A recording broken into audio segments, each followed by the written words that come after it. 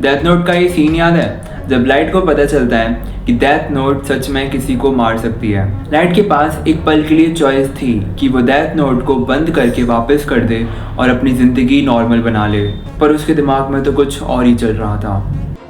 मैं इस दुनिया को बदल दूंगा। अगर ये पावर किसी गलत इंसान के हाथ लग गई तो मेरे सामने रोज कितने लोग सफर करते हैं। लाइट जानता है कि किसी को मारना गलत है, लेकिन वो ये एक्सेप्ट ही नहीं करता। मैं कौन हूँ जो उनकी जिंदगियों का फैसला कर रहा है? नहीं लाइट, तू गलत नहीं है। तू हमेशा से यही चाहता था ना।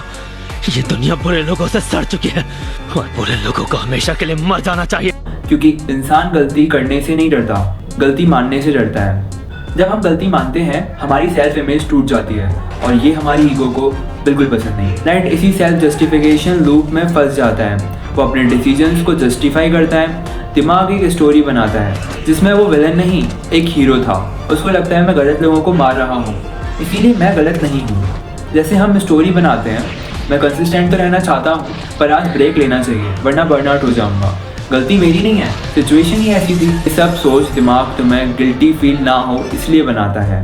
अगर मैं नहीं करूँगा तो कोई नहीं कर पाएगा। किसी में इतनी हिम्मत है ही नहीं। ऊपर से जब इंसान को ऐसा लगने लगे कि मैं नॉर्मल इंसान नहीं, मैं बाकी सबसे ऊपर हूँ इंटेलिजेंस, मोरल और कैपेबिलिटी में, इसीलिए मुझे ही चुना गया है। तुम्हें इसलिए चुना क्योंकि तुम स्मार्ट हो। मियाँ मिट्ठू मत बनो। मैं गलत हो ही नहीं सकता, जो मेरे अगेंस्ट हैं वो गलत हैं। और पावर मिलते ही लाइट को लगने लगा मैं बनूंगा इस नई दुनिया का भगवान। ये था गॉड कॉम्प्लेक्स। यही वो पॉइंट था जो लाइट को कीड़ा बनाता है। रियल लाइफ में भी जब इंसान को पावर मिलती है तब उसकी मोरालिटी शिफ्ट हो जाती है।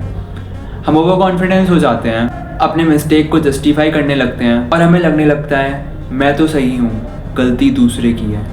आपको लगता है कि आप अपने डिसीजंस खुद लेते हो, पर ये चीज़ आपके साथ रोज होती है और आपको पता भी नहीं है। यह है part 2 of learning psychology from anime. जब लोग ऐसे इंसान को हीरो मान लेते हैं जो सारे क्रिमिनल्स को मार रहा है। कीड़ा सुनने में अच्छा लगता है ना?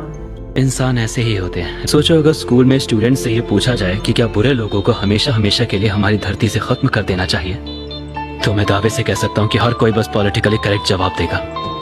ये बिल्कुल गलत है।